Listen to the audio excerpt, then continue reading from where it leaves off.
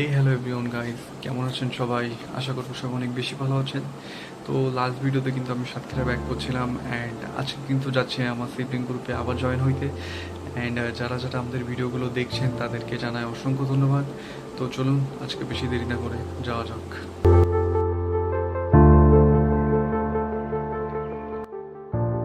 তো শুরুতে কিন্তু আমরা প্ল্যান করি আমরা আজকে আম মাখা করব। এর জন্য কিন্তু কাঁচা আম এবং কিছু প্রয়োজনীয় জিনিস তুলতে আমরা বের হয়ে পড়ি।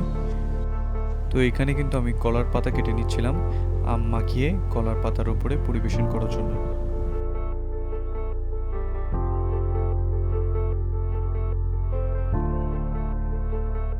তো এরপরে আমরা চলে যাই কাঁচা আম পাড়ার জন্য।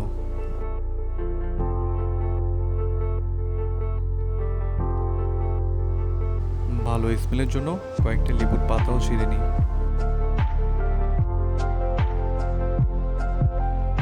এরপর সবগুলো পরিষ্কার করার জন্য নিয়ে যাই।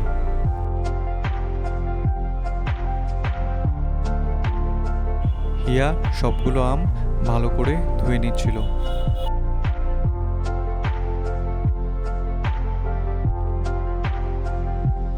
তো ঝাল লবণ দিয়ে মাখানোর পরে আমরা কিছুটা লেবুর পাতা উপর থেকে ছড়িয়ে দিচ্ছিলাম।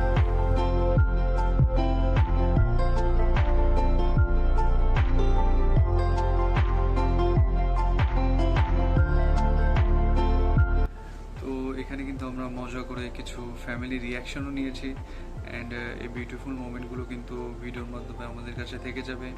অ্যান্ড চলুন তাদের রিয়াকশনগুলো দেখে নিই। क्या हुआ क्या हुआ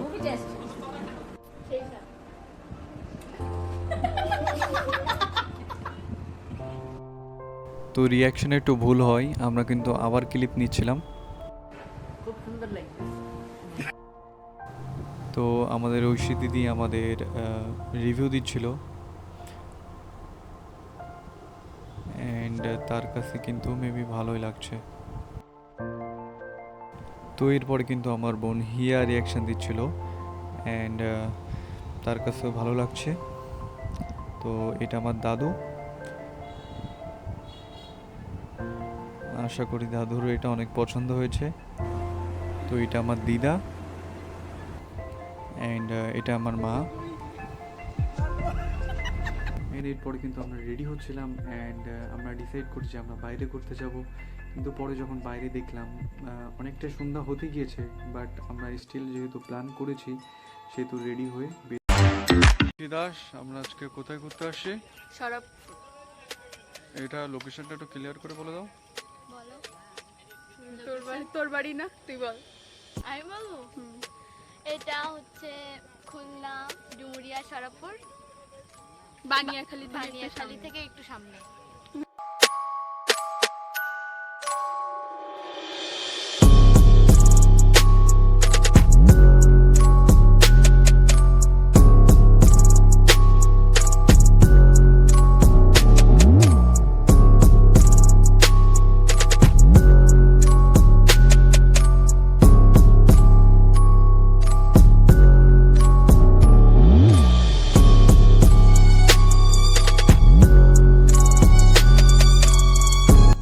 তো এইটাই ছিল আমাদের শেষ পর্যন্ত সিবলিং স্কোয়াডের কিছু ছোট ছোট মোমেন্ট অ্যান্ড আমরা আশা করি আবার সবাই এক জায়গায় হতে পারবো অ্যান্ড আপনাদের জন্য আরও ভিডিও আনবো।